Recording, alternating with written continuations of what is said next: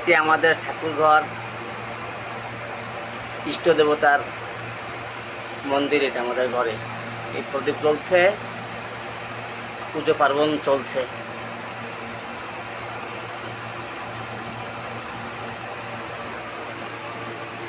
আমার মায়ের ফটো, এই যে ব্রহ্মা দেবের ফটো, এই যে মহাপ্রভু শিবের ফটো, এই যে রাম সীতার ফটো।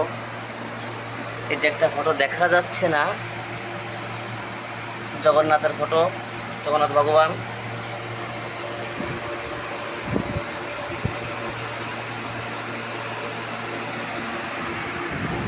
এই যে আমার মিঠু, এই যে আমার মিঠু, আমি তো